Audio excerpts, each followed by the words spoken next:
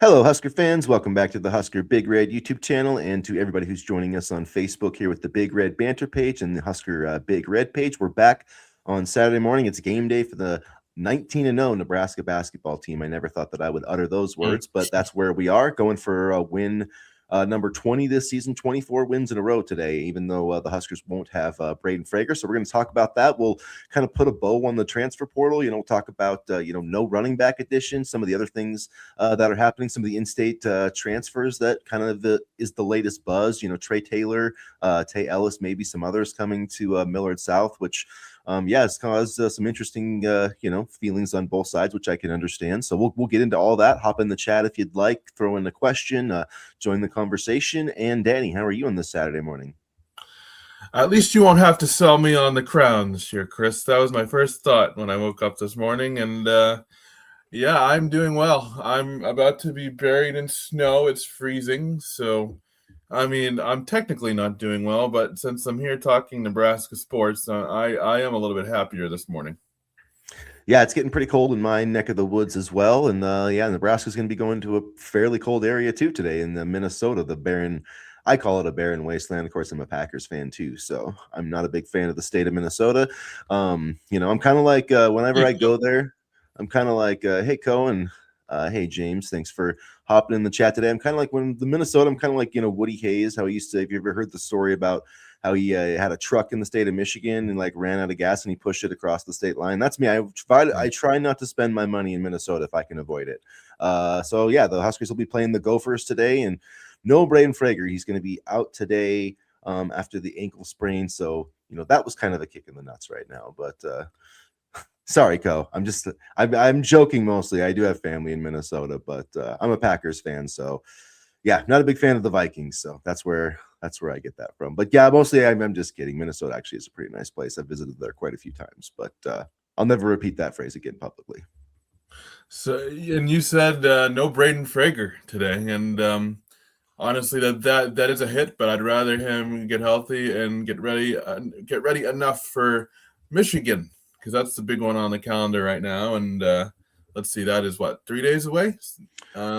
Tuesday. So yeah, and this is and that was what from Robin Washout of Husker Online. He put this yesterday. He reported that Frager was going to be, he wasn't ruled out, but he was going to miss today, and that he'd be questionable at best for Tuesday. So it's not sounding great for Tuesday either, which it's unfortunate.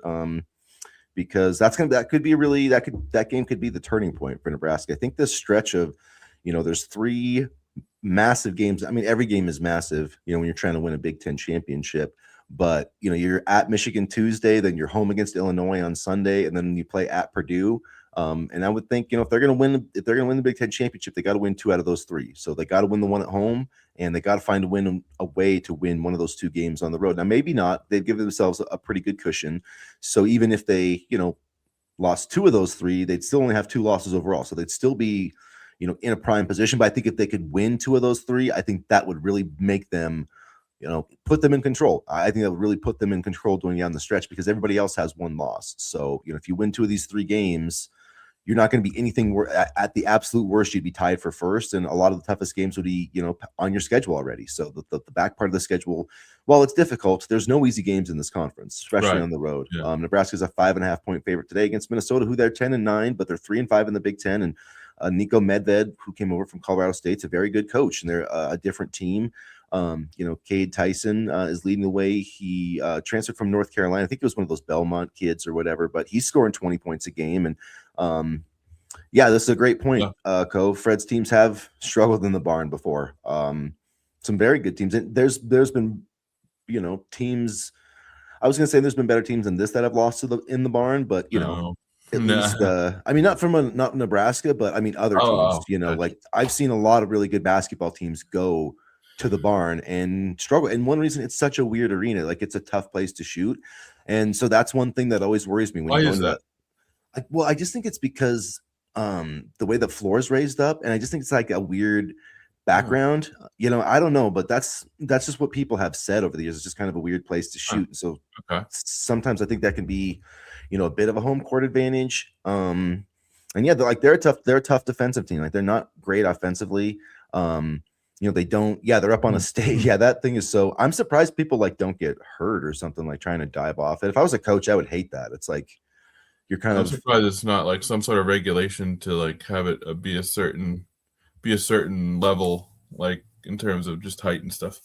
yeah. It's a weird place, but I do think that Nico Medved is a really good coach. He brought over a forward from Jalen Crocker Johnson, and he's averaging 14 points a game. He's one of their leading scorers. Like I said, Cade Tyson, 20 and a half points, 5.5 rebounds.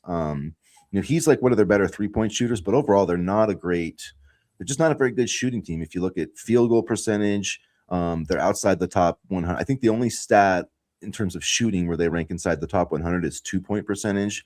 3-point percentage, they're like 242nd, which, I think bodes fairly well for Nebraska and how they, want to play. They want to make you, they kind of want to funnel you to those 3-point shots. And this year, with their length, teams aren't making very many of those. And we saw that, with Washington. We've seen that with, Indiana, some of these other programs. So, Wisconsin. yeah, Northwestern was another one. So, yeah, they did an amazing job on Wisconsin. So, yeah, I think a 5.5-point favorite today, and it probably would be a couple points higher with Frager. To me, it's probably see more minutes from Cale Jacobson, and I think he's always, he's kind of always up to the task, especially on the defensive end. And then Jared Garcia, he's just kind of like, hat and lunch pail guy. Like show up, like need to play 5 minutes, cool. You need to play 0, that's fine too, or 15. Like he just kind of, like he's such a mature guy. And I read an article about how he has a child that's fairly young, and so he's just kind of a mature guy, and he's played well when he's had his opportunities. So I'm confident in what they'll be able to do. And it's going to be a tough one. So I don't know. The thing that does worry me is them getting cold from the 3-point line, because that's part of their formula. They have won games where they haven't shot well from deep, but it's just that's part of what they do really well. So we'll see how that plays out today. Well, and on that end, I'm hoping for a big game from Price Sanford. Whenever you're cold from behind the arc, he seems to always be there to shoot the lights out of the basketball. So I'm hoping that he comes up really big today, and he'll be a major key to this game. And I've liked what I've seen from Cale Jacobson. I just wish he would shoot the ball a little bit more. It's never a bad thing to pass to your teammates, but sometimes I just wish he would, shoot the rock a little bit more, and hopefully he can do that. And other than that, I think this is going to be a fun game. I don't think this is a game to overlook. If you're a Nebraska basketball fan, Minnesota may not have the most talented players, but they play hard, and they definitely have this year. It seems like it doesn't matter what the coaching staff is or what the players are on the roster. They always seem to bring their best foot forward when it comes to a game against Nebraska.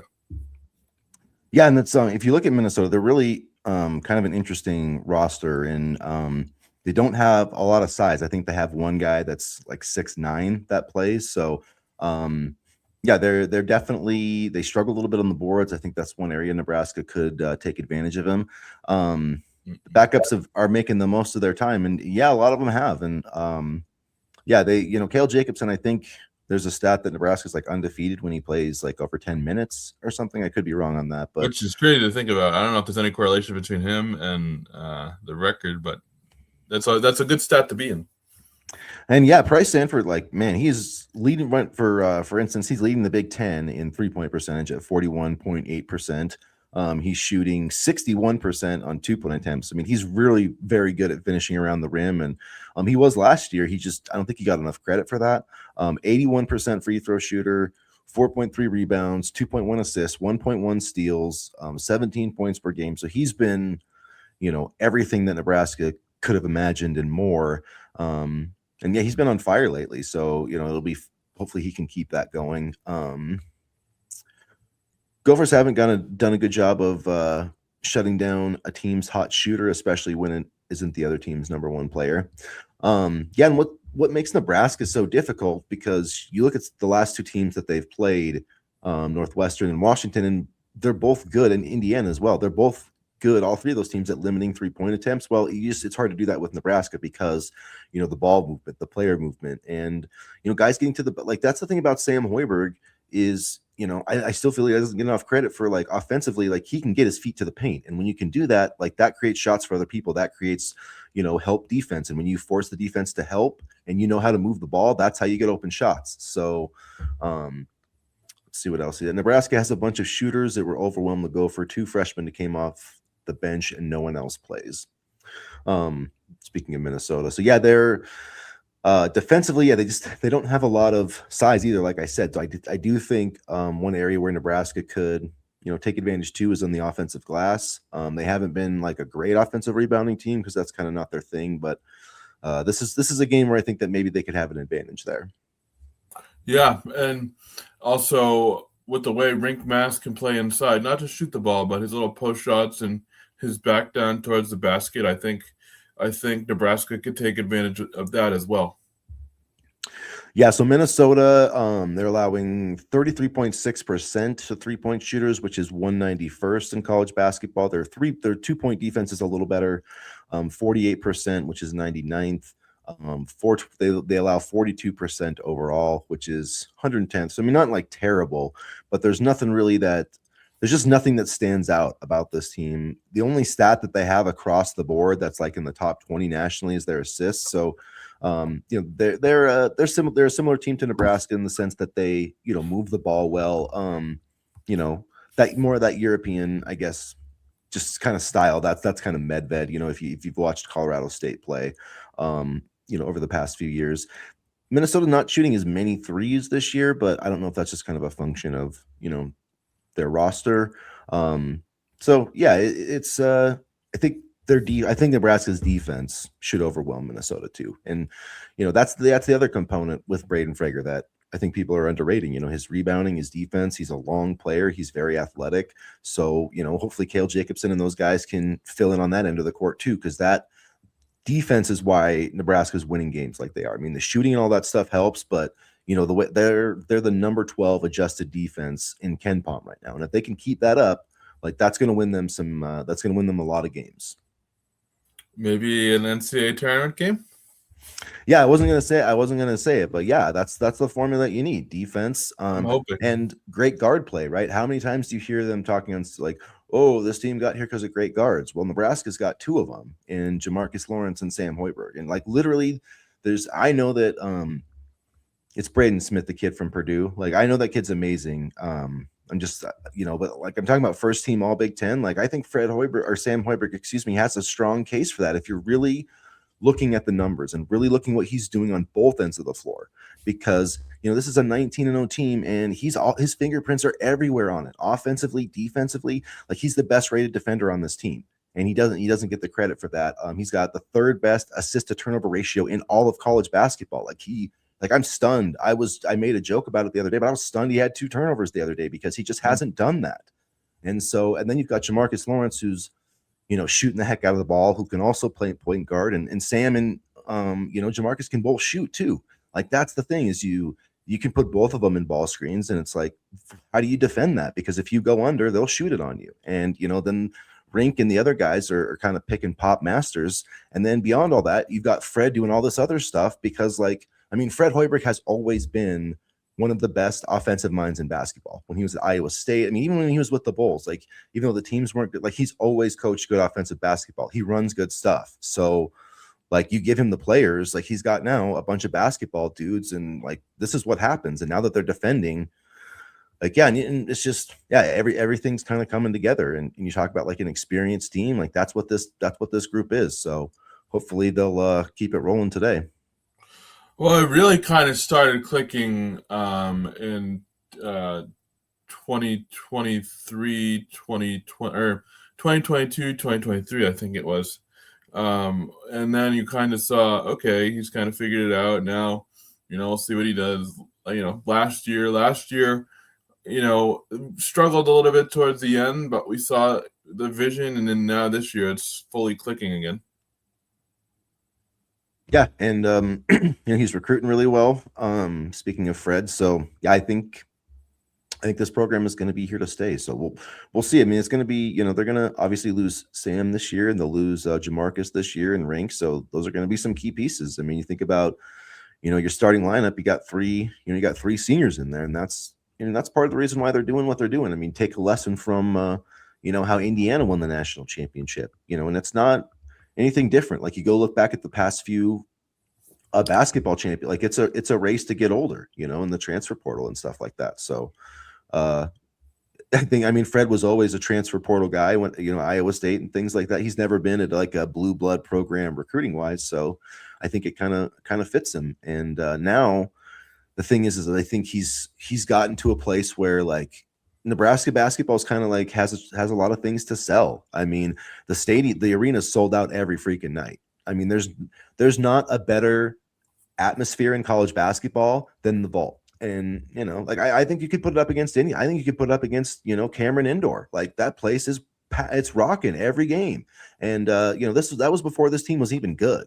Like I mean, I remember when they had like Purdue coming in here, and some of those really highly ranked teams when like Tominaga was there, and like it's just the fan support. And now that they're like every guy that comes here, like Fred's helping them get to a pro level. It might not always be the NBA, but like every guy is in a better position to play professional basketball because they've been under Fred Hoiberg. So I think the recruiting, even though he doesn't have a ton of money, like he knows how to get decent players. And that's the thing about basketball is you don't necessarily need the five. So because like the guys who go early in the draft, they're not ready to win right now. You know what I mean? Like that's the interesting thing. It's kind of like college hockey, where it's like the most talented long-term players in basketball don't necessarily win you national championships because they leave before they're ready to really be that full player, and that they're drafted more on potential. And Nebraska's all about production. So yeah, I think people really need to wrap their minds around this team's going to be could play deep into March, although you could lose the first game too. Like that's the tournament. So that's kind of what sucks about it. Well, I feel better about being a higher seed than in that 7-8 range, like we were against Texas A&M a couple years ago. I feel like when you get into that, or I think it was 8-9 actually. When you get into that 8-9 range, you get a pretty either even matchup or a team that may be slightly better. I feel better about being a higher seed this time around. And also, you're talking about high school recruiting and how the program has done some of that recently. Colin Rice and Jacob Lanier moved up the 24/7 Sports rankings recently. Rice is now ranked 79th among all 2026 recruits, and Lanier moved up 6 spots to number 93. So we have some talented high school talent waiting in the wings, and I just saw a highlight of Jacob Lanier the other day, like draining 3-point shots and being a high level player. So the future is bright. Yeah, I think the future definitely is bright. And then you've got, Sanford coming back next year, and Frager. I mean, who knows? He might not even make it through all of his eligibility in Nebraska the way he's playing. But I mean, he probably will. Good. I mean, that's what you want as a program, and show you can develop and stuff like that. It would suck not having him on the court, but if he can go to the league, I mean, that would be a huge referendum on the program and their development. Yeah, and it'll be. I mean, I think they'll be able to keep him around. Yeah, they're going to need to find some playmaking because I'd say their 3 best playmakers are all going to be, out of eligibility this season: Mast, Hoiberg, and Jamarcus Lawrence. But yeah, Rick Mast, I don't think people like realized how good he was, and Fred even talked about it. If you watch like the Big Ten, I forget what they call it, Journey or whatever the heck. Those are good those are good shows, yeah. Yeah, they had one on Nebraska and on Rankin. It was talking about how, when they went to the tournament against A&M, how he was like not anywhere close to healthy. And so he was like I can't remember if it was a leg injury or an arm injury, like whatever it was, but he was basically like, playing with one arm or playing on one leg essentially. And so you could see it now. Like him and Sanford, like I think Sanford and Hoiberg, like I think they all deserve, all Big Ten. I'm not saying first team, they obviously aren't all first team players, but they all deserve to be first, second, or third team.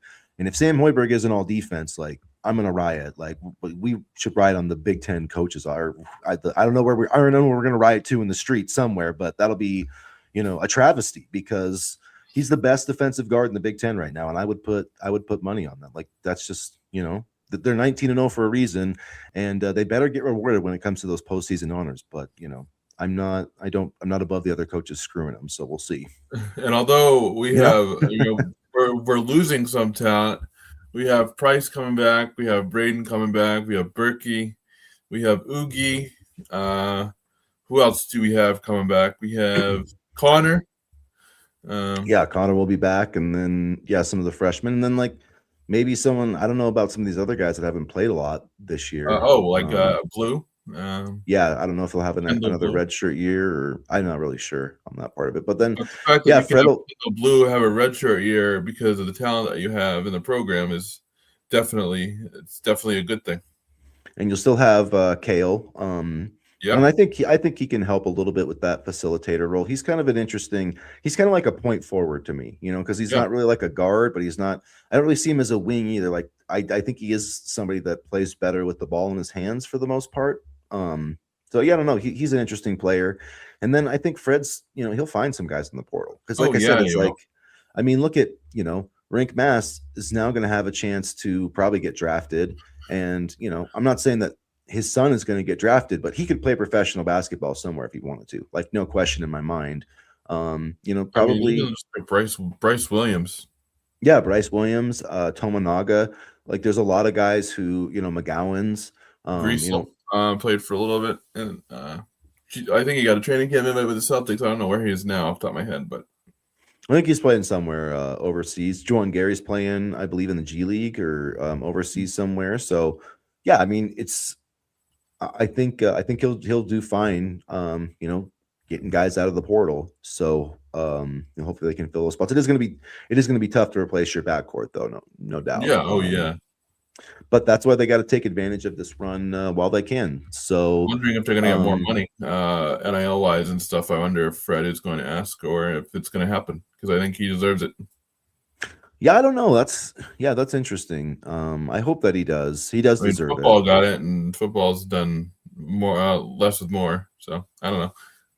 Yeah, I don't. Yeah, it's interesting. I'm not sure how that all works out or who decides that, but I mean, you would think just with them, maybe it will be, the Indiana effect a little bit if they start actually like doing things and winning tournaments, and maybe that will garner more support because people will be like, wow, this program, actually has a chance to consistently do some things. So who knows? Maybe that will happen someday. Yeah, I hope so.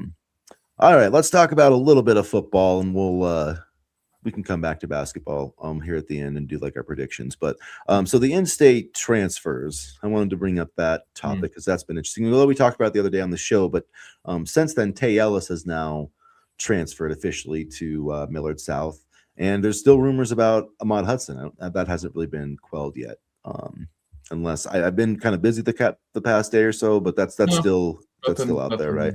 Nothing new to report. So yeah, I mean, I understand like a lot of Nebraska people are mad. And I mean, if you look at it from the high school football perspective, it is, I mean, I can understand it. You would probably, if I was competing against Millard South, it would be, hard to stomach them bringing in, a couple of 4-star recruits who don't have a tie to the state of Nebraska at all, except for the that they're going to be committed to the football program. So I mean, I can understand it, but they have the rules that say you can transfer in and do it. So I mean, let me shut off my alarm real quick. It's not like I highly dislike this move by both. So why is that? Like, do you not like it for development reasons, or what do you not like about it, Co? Just or that it's like unfair? Because I mean, I can see it from the competitive side of things, like that. Nebraska high school football has some issues, but it's not like Millard South was kind of this before. So I mean, I think this is just like making it worse, but they kind of already were hoarding talent anyway. I mean, my biggest fear is that fans are just going to complain until the players don't even want to play at this high school anymore. Like you bitch about players being loyal. Now the players are being loyal by coming to Nebraska and playing high school football. And now you're bitching about them not wanting or, going to Millard South. I mean, you can't have it both ways. And the fact of the matter is, I mean, there is a lot. If out-of-state talent wants to come to Nebraska and, compete, then that just raises the profile for the state. I mean, I get, and someone said to me, Nebraska football isn't regular high school football. And I'm like, yeah, well, they need to adjust. And we see this happen all the time. And I get maybe it's, different schools in the same state, but at the same time, I think this could really raise the profile for Nebraska high school football. Yeah, and it they're as far as I mean, there's no rules against what they're doing. So, I mean, if you don't want kids to do this, then make some rules. I mean, there's every state has their own rules for transfers and yada yada yada. So, as far as I know, there's no stipulation that says like his Yeah. family or whatever has to live there. So it's yeah. Let's see, who are they going to play? So here's who are they going to play? They're going to drive an hour to go to school. They're taking kids spots. What if they suck there? Their parents are up and moving too. Just wild to me for 17 years old. Yeah, I mean, it's like, I wouldn't say it's that crazy though. No. I mean, things like that. I mean, for Nebraska, it probably is, but like, for instance, Damani Jackson, if you guys know who that is, played for Alabama. So like when Michigan was recruiting him, so I found this out basically. So he played for Mater D. If you know that program out in California, one of the biggest. Yeah. So Mater D it was a private school, so I don't know how they did this, but he lived like an hour or an hour and a half away or something. So there was a person on the Mater D staff who his job was to go pick up Damani Jackson, bring him there, and then take him home every day. So that guy had to drive like 8 hours a day just to get this guy to practice. And Damani Jackson had to drive like, it was kind of the same thing. So, it does happen a lot. I don't think that they'll suck there. I think that I don't know what the level of competition is going to be, or I don't really know that much about. I think the competition would probably be better in Texas or Louisiana or even Illinois. Well, I was going to say Illinois, but Taylor has been shredding the Illinois circuit, so I don't know about Illinois. But I mean, the fact of the matter is, too, they're going to be here for more than just this season. I mean, if you think about it, they're making their homes in Lincoln or in Nebraska. So, I mean, this is a calculated move not only for just, this high school season, but for the future as well. It's not like they're playing one high school season and then moving back to, Louisiana or Texas or Illinois or something like that. They're going to be here. And I think, Steve Sipple hinted that it has, the NIL has something to do with it. And I do think that's true. And I don't know what the laws are different in every state. So some states, they can pay players and some states they can't. So I honestly don't know. I think in Texas they do, which is where, I believe Tay Ellis is from Texas, right? Yep. Okay, Crowley High School. So I don't know if that would be, if that's why he's coming or, I'm not really sure that, but probably, does play a role in it. And I do think that's the way that teams are trying to get around, rev share and getting kids more money is paying them, directly as a high school player, like we'll pay you for your commitment right now, Trey Taylor. And then when you come to Nebraska, then you'll get on the rev share or whatever. So I do think that there's a lot of that stuff going on too. I do too. And it's about damn time Nebraska caught up with the 21st century. You saw how long it took us to get NIL and how long it took us to establish the NIL office. Now we're finally doing what other states are doing. And look, I get Nebraska fans don't like change. That's clearly obvious. But this is what the country is doing now. And I think even NIL, like we're seeing NIL get into high school sports and that for better or for worse, that's just the direction it's going. Okay, so I feel like Trey Taylor is all a show. He films every workout and posts every move, all for clout, and here he is getting more of it with this move.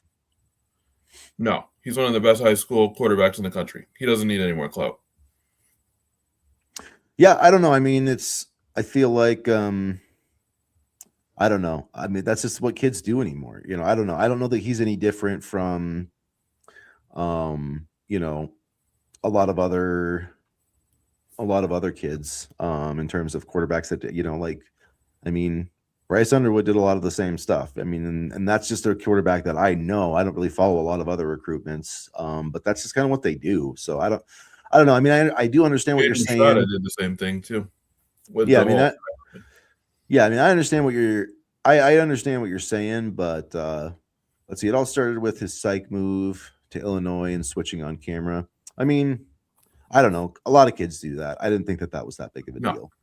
I didn't think that was a big deal. And the fact of the matter is, he's what, 17 years old? Yeah, I believe so. Yeah. I mean, he's 17 years old.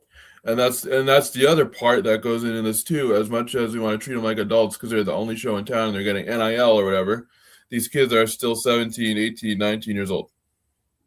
And they're going to do maybe some questionable stuff. I'm so happy I didn't have cameras following me around when I was 17 years old. But, they are 17 years old. And whether or not, fans view them as adults because they get money, they're still 17 years old. I mean, I will I will say this. I think based on what we've learned over the past, 4 to 5 years, I think putting a lot of eggs in the basket of a highly touted high school quarterback recruit is a risky strategy. I don't think that's bold to say that. I mean, it didn't work with Dylan Raiola, and it hasn't worked with a lot of other teams that have done it, that have tried to go this route, especially, if you look at the programs who aren't like a blue blood, who have tried to move themselves up with a young quarterback. Like I'm thinking DJ Lagaway at Florida, Dante Moore at UCLA. Like these situations haven't always worked out when they're trying to, because it goes back to that they have a talent gap there and they're trying to fill it by playing a guy too early. And I do worry that that's going to happen with Trey Taylor, because looking into next season, right? Like Nebraska's invested a lot of money in Trey Taylor. You have to. And I don't think that they're going to have the money to go get another portal quarterback. So I think it's going to be, Latif, Kalen, or, Trey Taylor. And I keep saying I don't want Trey Taylor to start right Calandria's a away. senior. What was that? Calandria's a senior. Calandria's a senior. So, this Matt Rule has a lot of eggs in Trey Taylor's basket, I would say, because then he's going to be, by 2028, he's probably going to be your starter, and so like they have to be right about him in a way that they weren't right about Dylan Raiola. I'll just say it like that. Well, I think hopefully they learned some lessons from Dylan Raiola, and maybe that will help them with the Trey Taylor process. But I do think they have to get this one right. That I agree with. And Dion says talk and not take, but we do take a lot of shit too, so that works. But I don't get the sense that he'll just up and leave, especially if he's recruiting all these guys to come here and they're going to the same they're going to the same high school, like Tay, Ahmad. I've heard Amir Brown. That's been kind of rumbling around the interwebs lately. So I don't know if he's just going to up and leave if they're all going to Lincoln together. Yeah, we'll see. I mean, I don't think that he's necessarily going to leave just because of what fans say.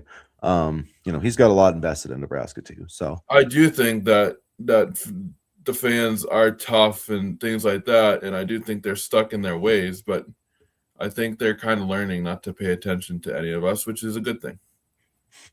But yeah, I mean, it's the one thing that I guess I would say from, like the Trey Taylor perspective is it is interesting that, a lot of times when guys make these moves, it's like to go to an IMG or something to play like a national schedule. And so he's not really doing that. So, I mean, from a development perspective, I do wonder like how this is going to move the can forward in terms of like who he's playing and things like that. We'll see. I mean, it could mean he has more time, at the facility with the team. So maybe in that way it would help. So I don't know. I do think there was people were asking, should Millard move to a national schedule like IMG, and I do think that should be considered, not just for this group, but in general, because they seem to be outpacing the Nebraska competition. So I been wanting to say this for a while. Rule is a sucker. He keeps coaches around and players, and they just pull the strings on him like a puppet. First the Raiolas, now the Moseys. And Jamar Mosey was just promoted to assistant head coach, associate head coach. I can't remember. He did just get a raise though.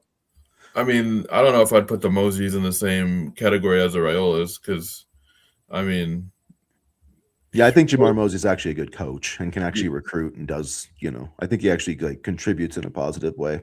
And I think as much as we want to hate the Raiolas, and Lord knows I do, they put the program back in a level that hadn't been seen in like 8 years. So there were some contributions made despite, how it all ended.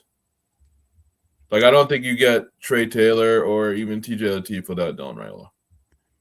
And then Addison around due to Odom coming in. Then you have Barthel around because of Trey. I mean, I think Addison was about Well, more Addison's than good. Odom, but I mean, I get what you're saying that they didn't want to lose Danny Odom's recruitment, but um, I don't know. I do think that Addison Williams is a good coach, and I don't know that they like that's just sometimes the cost of doing business. So um, I don't know. I mean, I think that Rule did, maybe allow himself to get pushed around by the Rayolas a little bit, but I do think with the Mosey side of things, I mean, I didn't really think it was that big of a deal that he bumped up his salary. No, It's not like it was that much money. no, because I think Mosey is a good recruiter too. Yeah, and then I mean, I don't think that that's like I don't think they're not getting a running back because his dad's on the staff or whatever. Like, I don't know. We'll see. I mean, I wish that somebody would have entered into the portal, but um, okay, one will get to your well. And there are fans who are done with Rule already. Wilson Dittman doing a lot of criticism of this coaching staff. I hate for recruits seeing that. Well, hold on. Sorry, Chris. But Wilson Dittman's a bitch, and I'm sorry if he get demonetized, and I hope he sees this, but I can't stand him. I mean, and I'm going off on him again because he called out again. He went after, I believe it was Mackay Nelson's mother. He like had some criticism of Mackay and his mother saw it, and he kind of went back and forth with her. Like, enough already. You did this with Malachi Coleman. You're doing this with Mackay Nelson's family. Like, nothing Wilson Nittman says should be taken seriously, and I have no idea how he has such a big following, and I think we're doing something wrong, Chris. We got to be. We're too honest and stick to the facts. Yeah, it is crazy that people, believe that the things that he says. He just lies. Like he either steals his information or he just lies. So I mean, if I that's could what go you to the want message to, boards right now. We could have 3 different topics for the show right now if you want, yeah, Chris. yeah. And I've, it's funny because I've exposed his other accounts before too. I know And he's you and blocked others me. have too. Yeah, that's what he does. See anybody who calls him out. But yeah, I don't like we're here seeing that. But I mean, at the end of the day, like you have fans like that in every fan base. I mean, Michigan has fans like that. I'm sure Miami has fans like that. I mean, so like, Going yeah, after families, I don't like. I haven't well, really. I mean, I don't know, maybe not Wilson, not Wilson Dittman. You're right. Nobody nobody quite like Wilson Dittman, but just like the negativity, Yeah, where people are like overly like, there's one Michigan fan that I can think of who, I mm, mean, even though they're like undefeated, like literally every game he, is like basically insinuating that the coach should be fired, even though they're like 19 and so it's like yeah, some people are like that, which I mean, yeah. Wilson's a whole other level of that, but okay, I did want to get to okay. So Wilson, just to wrap this up, whips up fans into a negative vibe. Yeah, that's his whole shtick. That's the get people in a frenzy and then figure out what else they can come to your channel to be mad about, and that's fine. Like if people want, that's how they want to spend their time. Like I'm not going to judge people. I just don't think that he has valuable information. I wouldn't trust anything he says. So that's just me. But you can do it. You can do you. I wanted to get to Co's question here because I did think it was kind of interesting. So, did Addison's secondary do anything last year? Who had Barthel recruited to be a running back worth of crap? I don't know. Just seems interesting. I mean, I do think that I don't know. I think that Nelson has been okay. I don't think he's that bad. I think Jamar Mosey has a chance, but I get what you're saying. I mean, it's not like I had hopes for Jamarian Parker, and I'm not sure why he left when there's a massive opportunity. But looking at the secondary, though, I mean, Sayre Wright, I think, had a pretty good season this year. Looking at it, Deshaun Singleton, I mean, I thought he played pretty well. Andrew Marshall, you look at, I mean, it's really when your defensive line and you just get no pass rush, no Yeah. pressure. I was gonna say I the mean, same like, thing. It's I hard do on the think, secondary. yeah, I do think it's really hard. I mean, you look back at the way Sayre Wright played against like Mackay Lemon in that game against Yeah, USC. And I know yeah. that they just, I mean, it just made it so difficult because any offense we played could run power and get like 8 yards every time. You know what I mean? Like Nebraska could not stop power to save its life. Yeah. I don't know. I don't know why teams just didn't run power like 90% of the time. I mean, I'm sure we would have figured it out if they did it that much, but it just, I I don't mean, know. I don't USC, know if Michigan, I Penn don't know if State, last year we could have. I don't know. it's just like, God dang, dude, if you can't stop power, I mean, you're in a tough spot on defense. And so I understand what you're saying, Co, but I think, looking at the past, couple of seasons, I do think that Addison, or at least last year, I do think that Addison William did a good job. And And it was his first year. I mean, the reality of it is like certain units can't be turned around in the first year. I mean, we're still trying to turn around the defensive line. So I think he didn't make the unit worse, and he stabilized the secondary. And Barthel's recruiting, I mean, his recruiting has left a lot to be desired, but I do think he got the most out of Emmett Johnson. Yeah, and yeah, we'll see. So I mean, I agree with you in some of the criticisms, but then you look at Addison Williams, and he did get Danny Odom too, and so I don't know. Like, I get what Also, you're I think saying. Barthel had a role, not all of it, but a role in Trey Taylor's commitment as well. Being from Yeah, the area. that's kind of what Co was saying. That's why Yeah. he's on the staff is because, and I mean, like, maybe, but part of it, like, if you're Matt Rule, like, what is your, like, in my opinion, your number one job as a college football coach, like, you have to get players. Like, your number one job is to acquire talent, and then you have to develop it and all that stuff. But like, you got to get those. And so yeah, you kind of have to have people on your staff that players want to play for, and if they have those relationships, like, I don't necessarily think that's a bad thing. And Yeah. I don't think there's plenty of coaches across the landscape of college football who have jobs because of that reason. So, but yeah, they do need to produce, and this is going to be a prove it year for EJ Barthel. I mean, he didn't get a guy from the portal, so he's going to have to show that he can develop the guys he recruited. I think so too, and I think I agree with Dion here. I think so too, because I think what we saw in the Las Vegas Bowl, the running backs were the only bright spot for me, really. Yeah. And I thought Nelson played well. I thought he ran hard, and I think it's unfair to judge this running back group because last season was all about Emmett Johnson, and rightfully so. I'm not saying that in a negative way. Mm-hmm. I mean, he was a damn good running back, and you would be stupid to take him out of a game. So now I think this year, they made the most of the opportunities they had in the bowl game. They made the most of the opportunities they had during the regular season with the games, and I think we're going to see them play at a high level this year, and also not just Mosey and Nelson, but Connor Booth. I have not high expectations for him this year, but I think he can contribute in a big way. Yeah, so we'll see. And then Jamal Rule, I wish that they would have went out and got another running back. I still think that they could, but it doesn't look like it's going to happen. So I thought we missed this comment from Chris. Thanks for commenting, joining the chat Morning, from Chris. Facebook. So next year is MS team. I'm not sure what you mean by MS. I'm saying MS. Millard South. What was that? Millard South. Oh, okay. Thank you. God, my brain's not working. No, next will not be as good as this year's, even with the addition of these two transfers. Last year's team was special. Nebraska won't see another team like that for a while. So yeah, I mean, it's not like Millard South wasn't dominating teams already. Like, that's just where I live in Montana. There's a couple programs that dominate a lot, and why? Because they have the biggest school, and kids sometimes transfer there from and the team that won the state championship, he transferred to Montana after he came here with like offers from Florida State. So I mean, like, that's probably a pretty comparable situation. And it just is what it is. And I mean, even here in my neck of the woods, we have one school that services 3 small towns, but that's 3 towns that they can have football players from. So it does give them an advantage in the way, and that's just how the districting works. And I do agree it might suck for the other competition, but I mean, it is part of how things operate.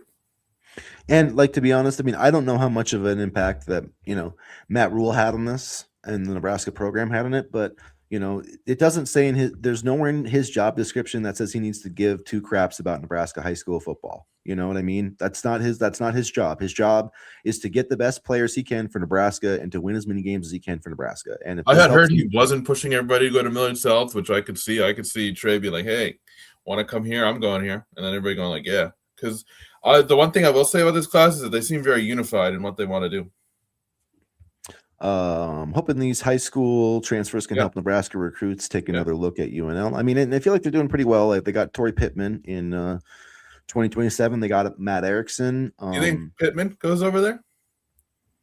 Maybe. Do you think at one point? Do you think we're just going to see the 2027 class slowly all migrate to Millard South? Nebraska fans won't like that. Hopefully, can you imagine? That would be, I mean, at some point, it's like, wouldn't that get boring if you just have everybody on your team? I don't know. Yeah, but again, like, and people were like, "Oh, what about the challenge? What about the competition?" It's not about the challenge and develop and the competition for them. It's about playing together and developing so that they can go to Nebraska. And I truly don't think they're worried about competition. with these moves. Yeah, no, it's yeah. So let's see. Wanted to I thought we had another question. Anyways, yeah, so I'm just putting and this up going for my own I was ego. saying going back to the yeah, I do agree with you. Yeah, I can't stand Wilson, but whatever. Um, if that's how people want to spend their time, like, I'm not gonna tell people how to be a fan. Like I have my own. I'm a crazy enough fan as it is. So however you want to be a Nebraska fan, like that's your business. But you know, I don't think it probably helps if we're all crazy negative. But although I'm not always like I've been negative, although I don't think I go like over the line. I'm not like No, fighting with not people's like parents. I'll call out Matt Rule. I Matt really Rule and his family right now. I don't want to get us demonetized, so I was using, we haven't let's. been blocked. We haven't been blocked like the No Block No Rock podcast by Matt Rule. So I don't know. I don't know if that's good or bad. Matt They're an Rule that probably doesn't interesting know who bunch we too. I are. don't hate them either way. They're just interesting. I feel like the State kids coming to Nebraska would make the Nebraska kids annoyed and hate Nebraska more. I mean, I don't know.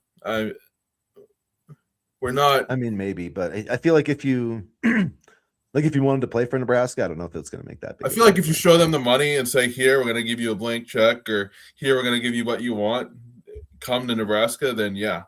I also think the landscape is changing to where Nebraska is starting to recruit more outside of the state, much to the chagrin of the fans who still want it to be 1992. But I don't think we're recruiting the state as much, and to me, that's okay. Yeah, I don't. As long as they get the players, I don't care where they come from, especially. Yeah. Fans are great. That's why from all I care. Just win. That's why fan is short for the word fanatic because we are fanatics. So. I just feel bad because they're the only show in town, so everything gets magnified. But when it's like Nebraska basketball, man, like it's pretty cool, like the way it all works out. And if this football program ever starts winning again, like I mean, well, hell, we saw Lincoln. I mean, the Lincoln Memorial Stadium. The fans did their part for the Michigan game, for the USC game. Like those atmospheres were electric. So I'm happy we're doing another blackout game. I don't care if fans think it's a dog and pony show. That was so cool. I think it's cool. I like the black. Yeah. Again, adjusting to the times. I'm glad I didn't get the Dylan Raiola jersey, but I was thinking about it and I'm like, nah. See, I'd like a 15 that's just no name on the back, and then it can be Tommy Frazier and then whoever else. I always go like throwbacks. Yeah, I always go throw like Crouch or Frazier. Like I don't really buy any current jerseys. I tend to go throwbacks.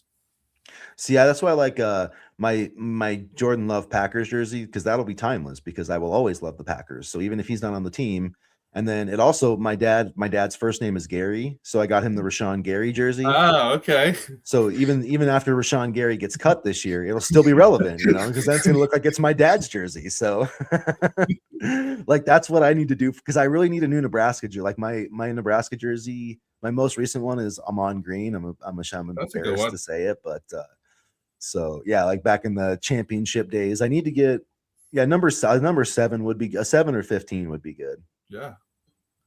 So can't go wrong with Eric Crouch. No, can't. I loved Eric Crouch, man. That guy was, yeah. I saw, and I saw across my Twitter feed the other day was the highlights of the 2002 Rose Bowl game. I was like, why? I was like, why do we? I never want to see that game again. That like 3.5 hours.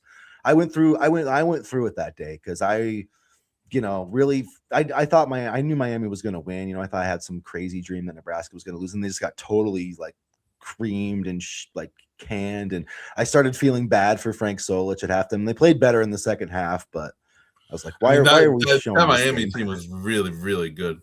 It was, yeah. I'd like to see the 95 Nebraska team play the 2001 Miami team.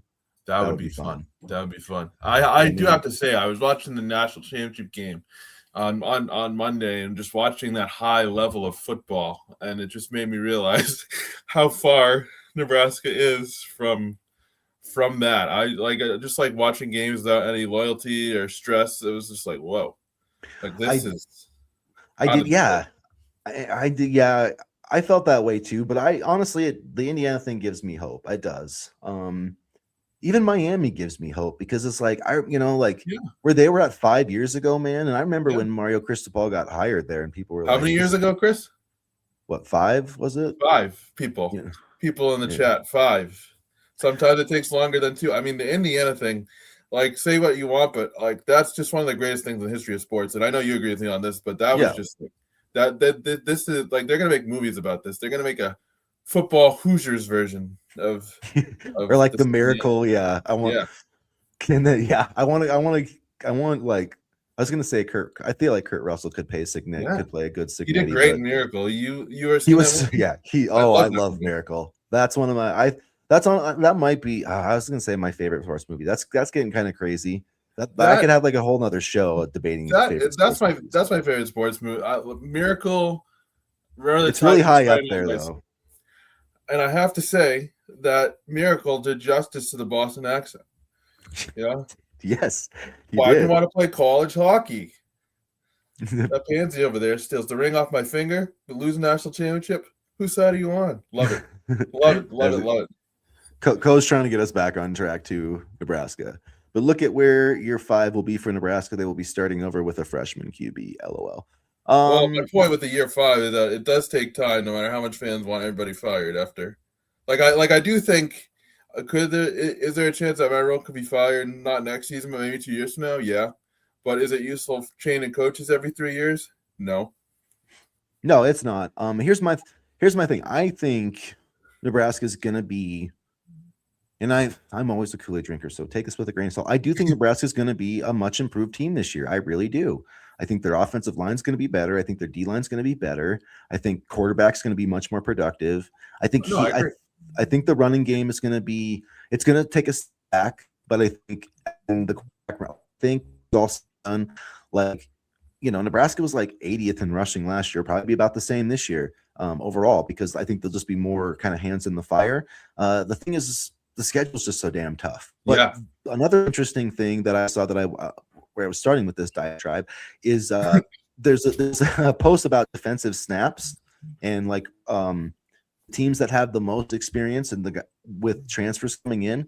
Nebraska has like the most defensive snaps of anybody in college football, and that I think is going to matter. And I know we can look at it and say, like, oh, it doesn't matter, whatever, but that does matter, I think. And I think teams, you look at Indiana and why they won, it's because they got guys who are, 23 years old playing. Years old.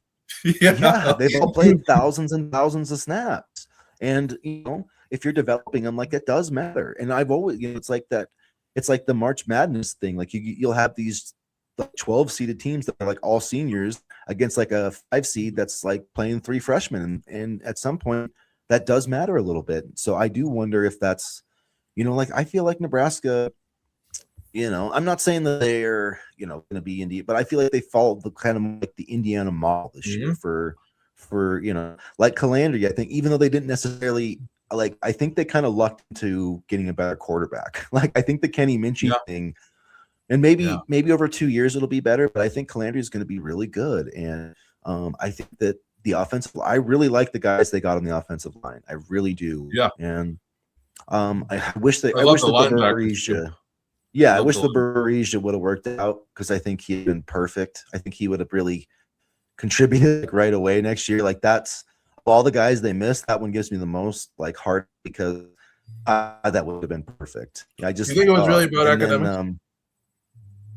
Yeah, well, I think it was about money too. I think Clemson probably came in and got so. But here's my thing: is like, so if you're already sitting there, like, am I going to make it or not? And then this other team comes and offers you more money, and you can make it there. So that's not a Matt Rhule or coaching staff fault there. I didn't blame them for that. I mean, and this is what Sean Callahan said. So he reported on the Husker Online message boards that a math grade came back after the offer and commitment and all that type of stuff, and that it didn't come back well, and that. Not that he couldn't qualify, but he was going to have to do work. And so Clemson's like, hey, we'll just give you 100, more money, and then you don't have to do it. And like, okay. I don't believe do you want to do more homework, or do you just want to get, 100K to not do that homework? So I don't blame the guy. I hate homework too. So, I mean, but they're trying to get Dylan Berriman and Damod Lewis, another guy in the 2026 class who bumped. So, I mean, they could go from having 0 D-line recruits in 2026 to having 2 ranked in the top 500. So if they do that, I will start changing my tune about the 2026 class. I'm still happy with it. I mean, especially given what we saw in the transfer portal, I'm still happy with it. And I'm happy with Claude and Puma and Danny Odom, and I like that they got some developmental guys on the Jamal Roll. offensive I like line. Jamal Roll. Yeah, I think I don't want to forget him. Yeah, and you know what? I like the Larry Miles, actually. That's who I was going to say, Yeah. Larry Miles. Yeah. Yeah. Yeah, I think he's So going to be the gem of this class. I think he has a chance to be, a Ja'Cory Barney 2.0 type player, maybe even a little bit better. I don't know. we'll see. And sometimes, like honestly, it's sometimes you think, oh, this is going to be the class that fixes everything, and then sometimes it's not, and it's the class that you thought kind of sucked. And if you, I sorry for the Michigan, but if you look back at Michigan, like one of their classes, I think it was like 2020 or 2019, and it was like not very good. And then and then it ended up. It had like Mike St. Riestel and Christian, and ended up having all these NFL players. And the same thing happened in like 2022. And it was like everyone was like, oh my God, Mason Graham. And like they didn't even think these guys were very good. And then all of a sudden, 2 3 stars ended up being first round picks. So even though we think we know and we're gonna, all act like we know all about the future, we don't really have any idea. The high school projections to college, like to me, it's so much harder than the NFL because you don't know the competition. You don't know the kid that well. You don't know what they're going to be when they get to the college level. Like some of these kids like have never had a true weight program. Like they've never really been coached. They just got some guy out there has no clue what the hell he's doing. You know what I mean? So some guys, that development part of it is really real. And other kids are late bloomers. Sometimes they don't really hit their own until they're 18, 19, 20 years old. Or sometimes they're really stupid until they're 20 years old and they don't put the time in. So there's lots of reasons why the recruiting rankings are wrong. And we've seen him be wrong too. Like Dylan Raiola did not play up to his recruiting level. Well, I was just going to say, I said at the time that the 2023 class was going to be a defining one for the program, and it sure was, just on the way we hoped. Yeah, I mean, look at all the 4-star, Carter Nelson, Malachi Coleman, Grant Bricks, Dylan Raiola. Those are not ready to put Grant Bricks there yet, but I know what you're saying. No, right. I'm not, but those are probably the 4 highest rated recruits of the Rule era, and they just haven't really got a whole lot to show for it, So I don't know. That's just recruiting's it's a really interesting game. No, it was said that they would go to the portal and acquire a lot of pieces in the portal, not an amazing transfer portal class. And I mean, yeah, because I mean they got what, like 13 players? I think it was a little more than that. More? I think it was like 16. I'd have to double check. Amazing in terms of numbers, yes, but talent, I mean, it's anybody's guess. The thought was that they would stock up in the portal, and they did stock up numbers wise. Yeah, and I think they do have a lot of, I kind of get the point of like, hey, we are, if we've got 105 players, I understand like the roster limits are a little bit flexible this way or that way, but they, in Rule's first couple of classes, they invested so heavily in those young guys. Now they're starting to get older. I just felt like to me, it was a worthwhile investment to, trade 5 or 10 of those spots for transfer portal guys, so I think that's kind of what they were doing and trying to get to a place where they're down. And sorry, go ahead. Sorry, go. As I say, I know that when you look at the transfer portal class, there's only like 1 4-star in there, but like go look at Indiana. I mean, Indiana was the 18th ranked team in the talent composite rankings last year, and we were 6th. So I mean, if you look at the 24/7, this isn't just like recruiting class rankings. This is the team talent rankings off of everything on your team. We were ranked 6th last year in the Big Ten, and Indiana was 18th. So, are those rankings really doing anybody justice? I don't know, but I'm just saying that. Like, even though our classes, like Calandria is ranked, like here's the thing, Calandria is ranked like 236th overall in Minchie's top 50. Why? Because we think he was a good quarterback coming out of high school. Like I understand. Calandria was a Mountain West Player of the Year. Like, yeah, and I'm not saying that they're right or wrong, but it's just like, where are these rankings coming from? Like, you know what I mean? It's a lot of it is based on potential, and potentially, I thought Minchie could have been a better quarterback over 2 years, and I like that he could have started in 2027. But I do think Nebraska kind of lucked into getting a better guy. So I don't know. It's a lot. Well, honestly, Chris, a lot of these rankings are based off of people who don't really know what they're watching when it comes to football, and can just make up these rankings with the stroke of a pencil or a pen. I mean, that's really what it comes down to. I mean, it's crazy to think that.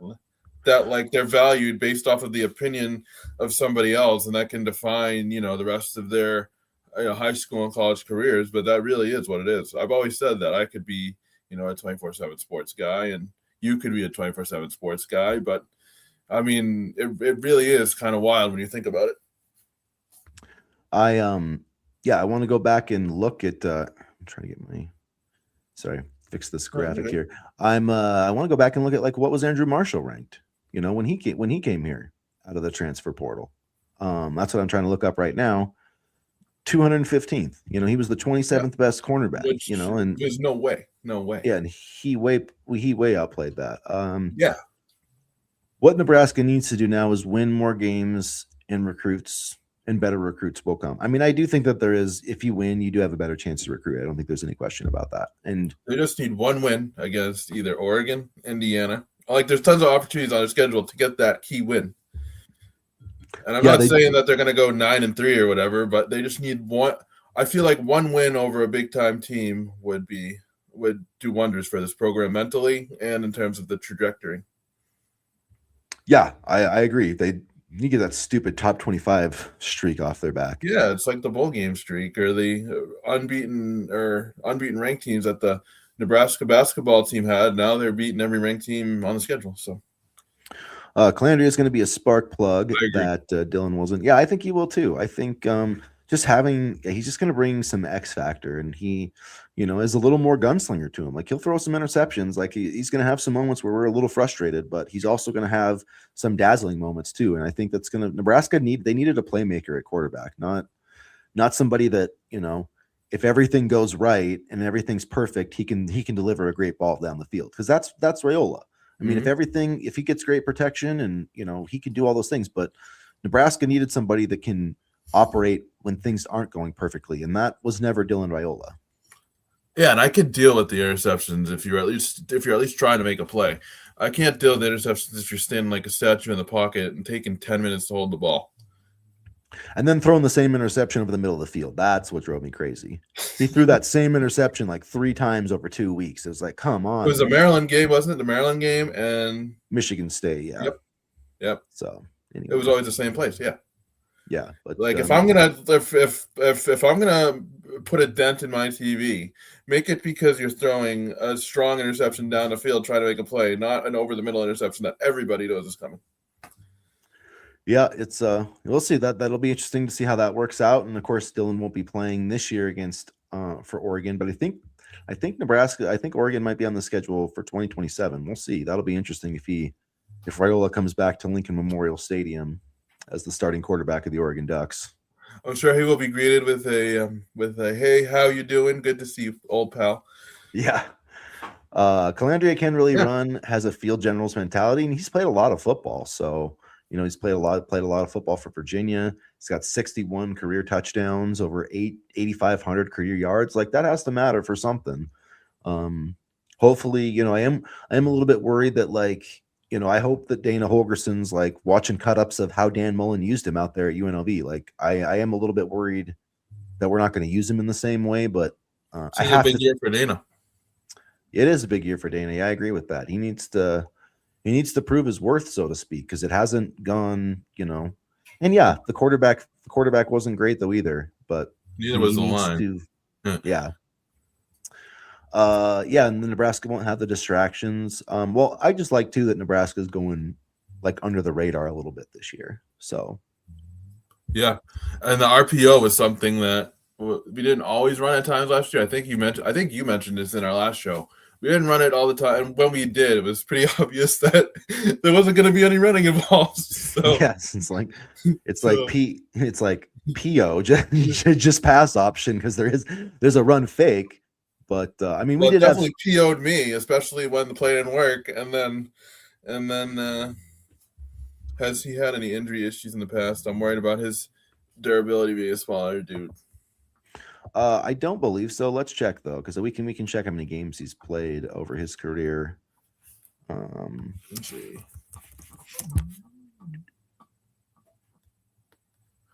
Yeah, it is good to think about, that type of thing. Just going to go to.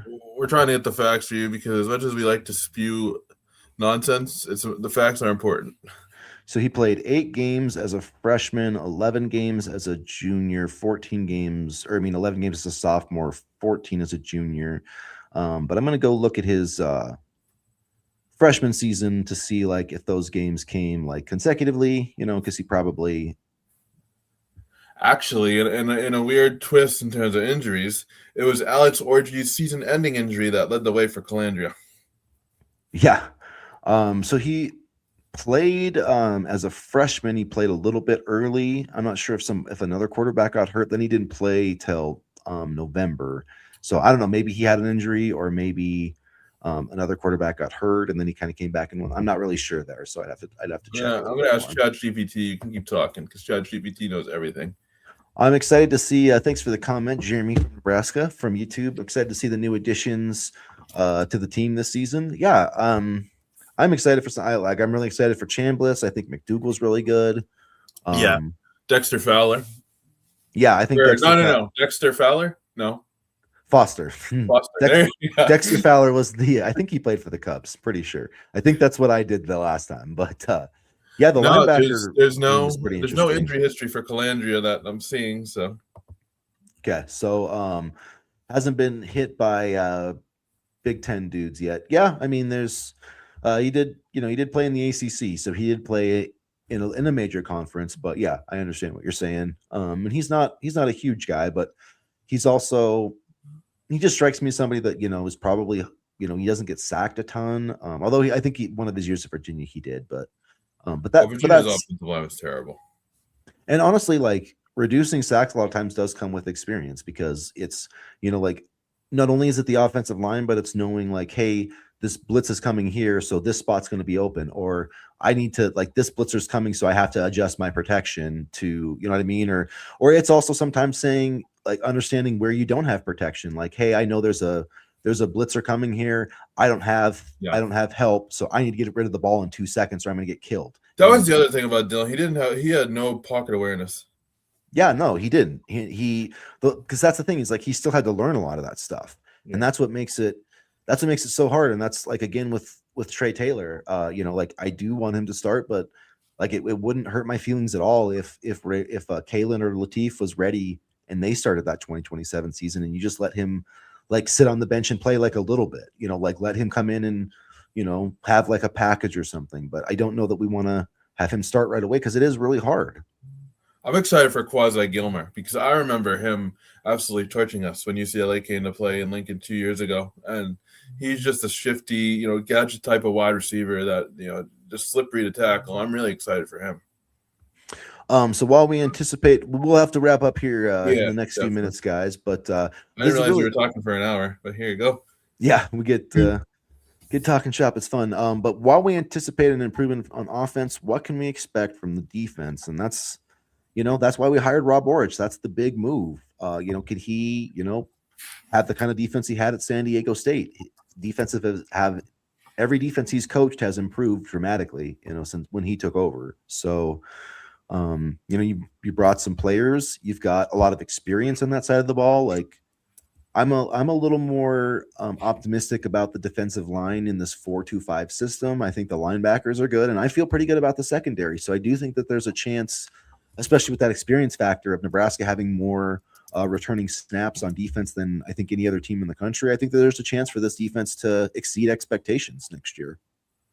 Yeah, and I think with the new defensive line coach and Orich, both have stressed getting pressure to the quarterback. So I think you're going to see, getting pressure on the quarterback as a focal point for this defensive unit.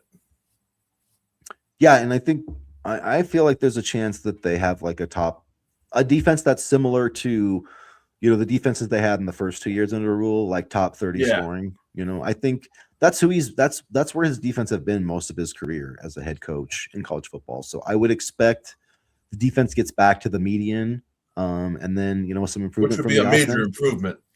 Okay. Yeah. And so, I mean, if that's the thing, is that if this team had this year's schedule, I think they could maybe win, 8 or 9 games, but we'll see. Is there any way to plug into ChatGPT to see how first-year defensive coordinators have done in the past 5 years? Probably. I can do that really quickly. There's been a few good ones. I mean, Mike McDonald was a good one for Michigan. Matt First, Patricia was pretty darn good for Ohio State this year, I would say. yeah, yeah, Um, yeah, he did okay. Corey Heatherman, yeah, he did an amazing job. He's probably going to be getting some head coach conversations here who was pretty quickly. actually, and I found this out the other day, went to a college that was about 30 minutes away from me. He was born in Massachusetts, so it was good to see. I went to grew up in Oxford, Mass, so it was good to see a local guy. Nice. Yeah, that was a good game too on Monday. That was a really Yeah, good game. it was, and I kind of felt bad for Miami because like there's certain I know people hate Miami and stuff like that, but there's certain programs that when they're back, it's good for college football, and I thought Miami was one of those programs. Yeah, so I don't know. I mean, let's see, was DC at what, South Dakota State, Idaho now, I mean, yeah, South Dakota State, Idaho, and San Diego State. I mean, if you're But talking NFL, first year DC success, Brian Flores won the Super Bowl with the Patriots in 2018. yeah, so I mean, it can happen, and it doesn't mean that it will, but you definitely can, a big time defensive coordinator, not a big time, but like a good hire can change things. And people didn't think Mike McDonald was a great hire when Michigan got him, and now look at he's leading the Seahawks in the AFC Championship game. 5 years later, like it's been and that's like what I honestly. I'm not saying that Rob Arch is going to have that type of run, but that's what Nebraska needs to happen. Like, wouldn't that be great if 5 years from now, Rob Orich is like being the head coach of an NFL team? Like, how freaking awesome would that be for Nebraska? So they need an X factor, an outlier, and I'm hoping that Rob Orich is it. I mean, Jim Knowles, Pete Golding, Mike Elko. I remember Alex Grinch, Washington State in 2015. They had a really, really improved defense that year. I mean, and according to Chat GPT, Phil Parker in 1999. So there you go. I've heard Phil Parker is a pretty good coach around these parts. So I would have liked to have stole him away. That would have been throw a bag at him. Yeah, or LeVar Woods. Yeah, exactly. All right, you guys. Well, I got to get going here today, and we're gonna have tip off here for Nebraska basketball in a few hours. Who you got today, Danny? Nebraska's a 5.5 point favorite. Who you taking? I got Nebraska 85-77. I'm gonna go Nebraska. Yeah, I'll go pretty similar, like 79-72. All right. Well, so 20, that's kind of close. 20-0 if they head into Ann Arbor on Tuesday. That'd be pretty sweet. What a game that's going to be. Is that going to be like on a national channel, or is it going to be on Big Ten Network? Better not be on freaking Peacock. Probably will be. Well, I mean, we'll be watching on Peacock together. So yeah, 89-71 Gophers. Okay. Nebraska by 7. Okay, I could see that. Yeah, if they shoot well, I could definitely see that happening. So I just want to win. Just win, baby, as the great Al Davis once said. Just win, baby. 20-0. That'd be crazy. 20-0. We'll see what happens. If you had told me that Nebraska basketball was going to start 20-0, I would have said you were on drugs. Yeah, your Kool-Aid got spiked. Yeah, but here we are. So Kool-Aid. So. Yeah. So, all right, everybody. Hey, thanks for hanging out with us. That was a lot of fun. We'll be back with our normal Monday episode. I know we missed last week, but we'll be back this week. And so hit the like button. Hopefully, I'll be happy on Monday morning. Hopefully. Maybe not. If Sunday goes bad, maybe Danny will be too. Either it could be too hungover either way from celebrating or.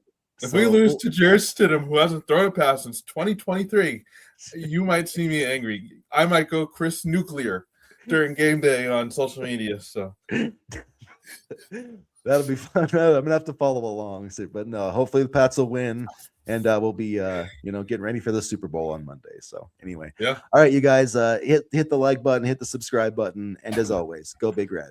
Go Big Red.